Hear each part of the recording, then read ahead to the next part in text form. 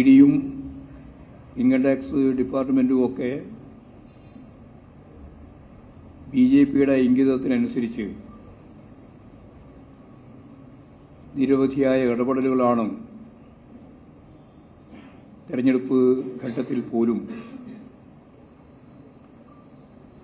കേരളത്തിലും അതിൻ്റെ ഭാഗമായിട്ട് തൃശ്ശൂരും നടത്തിയിട്ടുള്ളത് എന്ന് നമുക്കറിയാം.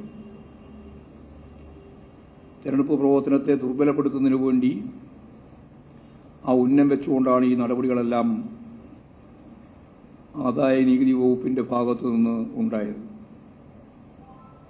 ഈ സംഭവത്തെ വലതുപക്ഷ മാധ്യമങ്ങൾ ചിത്രീകരിച്ചത്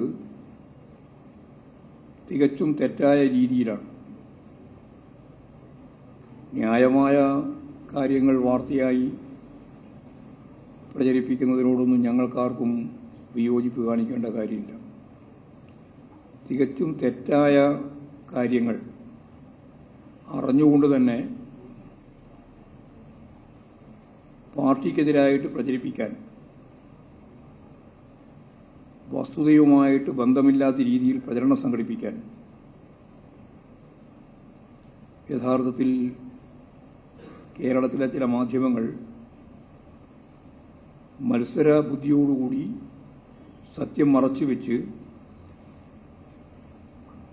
തെറ്റായ കാര്യം CPIഎമ്മിനെതിരായിട്ട് വരുന്നത് നന്നാവും എന്ന് കരുതി പ്രചരണം നടത്തിക്കൊണ്ടിരിക്കുകയാണ് ചെയ്യുന്നത്.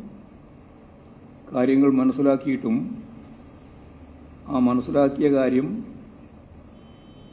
പരസ്യമായിട്ട് പറയുന്നത് അവർ കെട്ടിപ്പൊക്കിയ നേരത്തെ ഉന്നയിച്ച തെറ്റായ കാര്യങ്ങൾക്ക്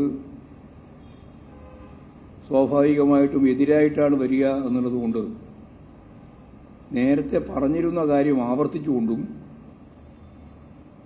വന്ന തെളിവുകളെല്ലാം അവർ ആവർത്തിക്കുന്ന തെറ്റിന് അനുകൂലമാണെന്നും വരുത്തി തീർക്കാനാണ് മാധ്യമങ്ങളിൽ പ്രധാനപ്പെട്ട മാധ്യമങ്ങളെല്ലാം കേരളത്തിൽ ശ്രമിച്ചിട്ടുള്ളത്. എന്നാൽ വസ്തുത പ്രചരണത്തിൽ നിന്നും വ്യത്യസ്തമാണെന്ന് കൃത്യമായിട്ട് പറയാൻ കഴിയും. നിയമവിധേയമായി കൃത്യമായി കണക്കുകൾ സൂക്ഷിക്കുകയും ആദായ നികുതി വകുപ്പിന് നൽകുകയും ചെയ്യുന്ന പാർട്ടിയാണ് CPIഎം. വ്യവസ്ഥാപിതമായി പ്രവർത്തിക്കുന്ന ഒരു പാർട്ടി എന്ന നിലയിൽ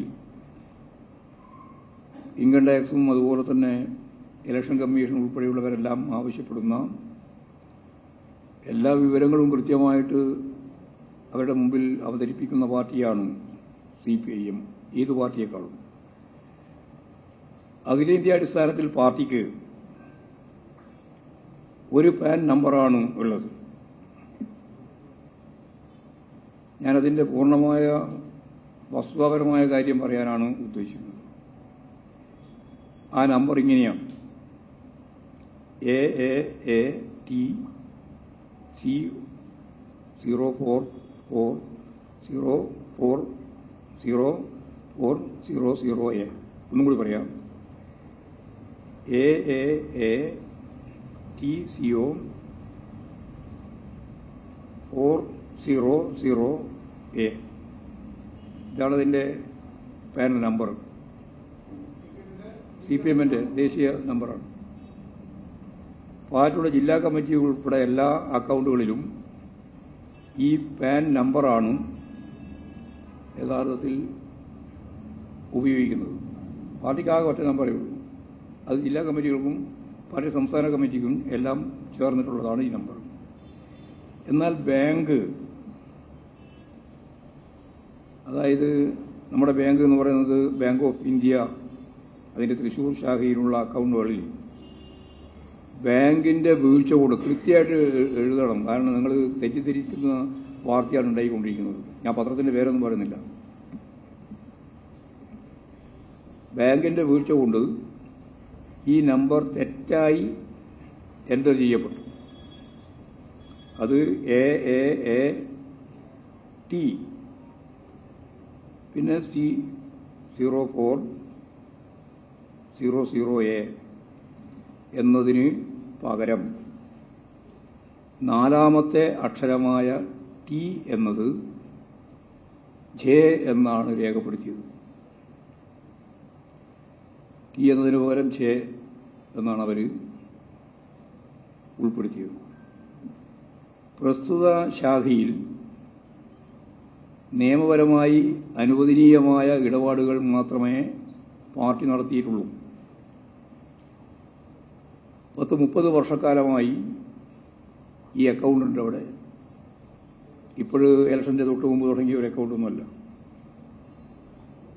ജില്ലാ കമ്മിറ്റിയുടെ നിയമവിധേയമായ ചെലവുകൾ നിർവഹിക്കുന്നതിന്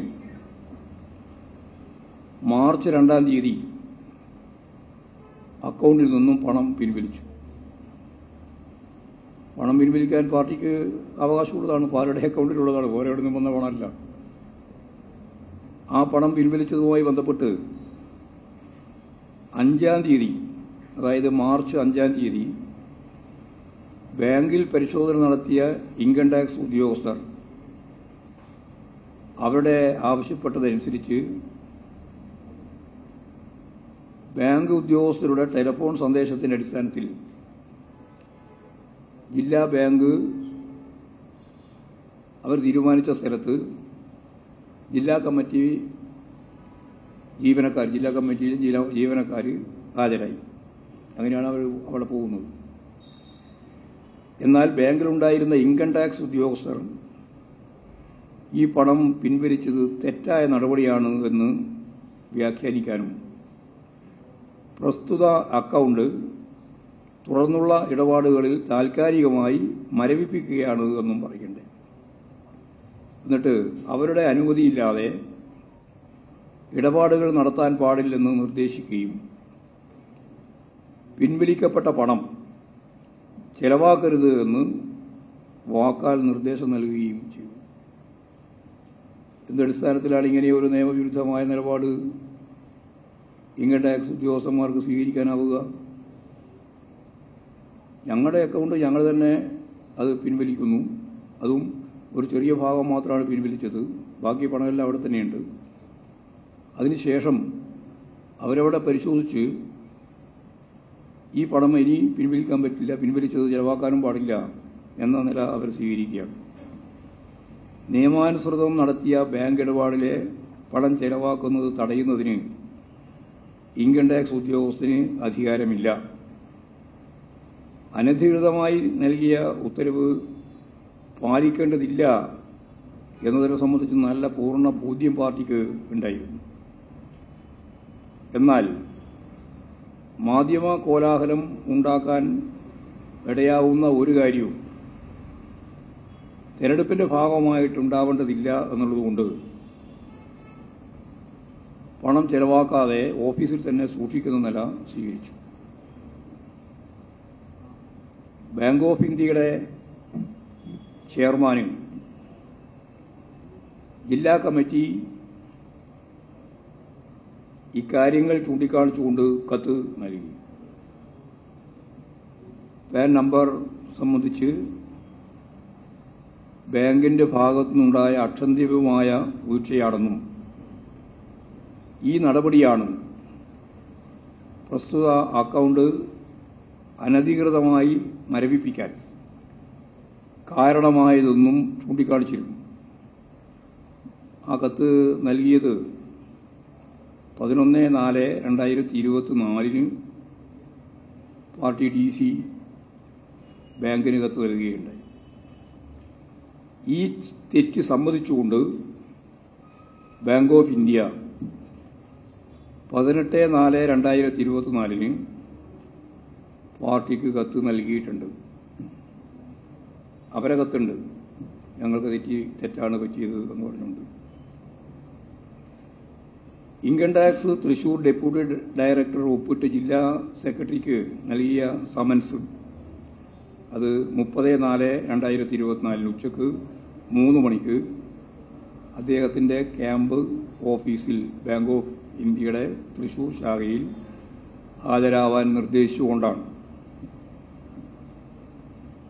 ആ income tax Thrissur deputy director ഒപ്പിട്ട കത്താണ് അവിടെ എത്തണം എന്ന് പറഞ്ഞുകൊണ്ട്. പ്രസ്തുത പണം കൊണ്ടുവരാനും അന്ന് പറയുകയുണ്ടായി.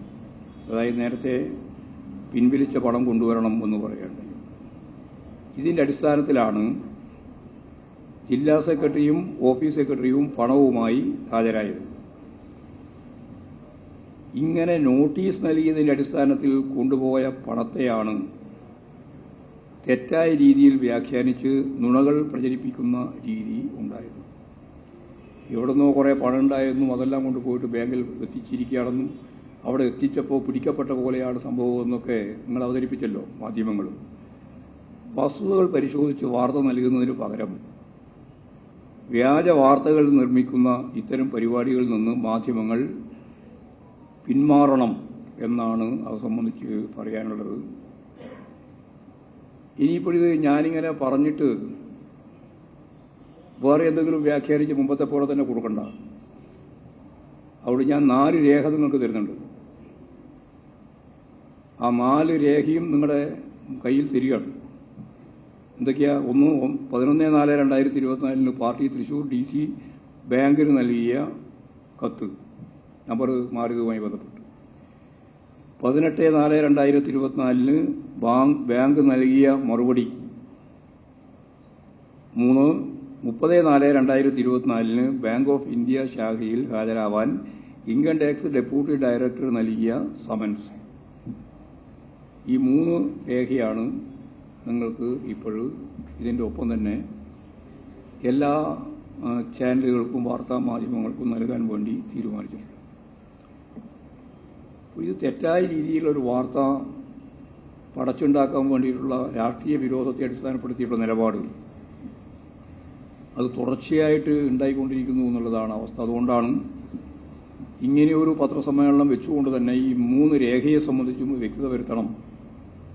ആ വ്യക്തത വരുത്തുന്ന രേഖ എൻ്റെ കയ്യിൽ മാത്രം ഉണ്ടായാൽ പോരാ, നിങ്ങളുടെ കയ്യിലും തരണം എന്ന് തരാൻ തീരുമാനിച്ചത്. അതാണ് കാര്യം. ഇതാണ് പ്രധാനമായിട്ട് പറയാനുള്ള കാര്യം. അത് വായിച്ചു നോക്കിയിട്ട് ബാക്കി പറഞ്ഞാൽ മതി. വിശ്വാസമില്ല, അതുകൊണ്ടല്ലേ. വിശ്വാസം ഉണ്ടായാലും നിങ്ങൾ കൊടുക്കുന്ന വാർത്ത പറയാമല്ലോ. ഞാൻ പറഞ്ഞാൽ വിശ്വാസമില്ലെങ്കിലും രേഖാപരമായിട്ട് നിങ്ങൾക്ക് തരേണ്ടത് ഞങ്ങളുടെ തന്നെ ഒരു ആവശ്യമായി വന്നിരിക്കുക. കാരണം ഇനി നാളത്തെ പത്രത്തിലാൻ പറ്റുമോ ഇതിൽ നിന്ന് വ്യത്യസ്തമായിട്ടുള്ള നിലപാട് സ്വീകരിച്ചുകൊണ്ടുള്ള വാർത്ത പ്രസിദ്ധീകരിച്ചാൽ അതിനെതിരായി കേസ് കൊടുക്കും.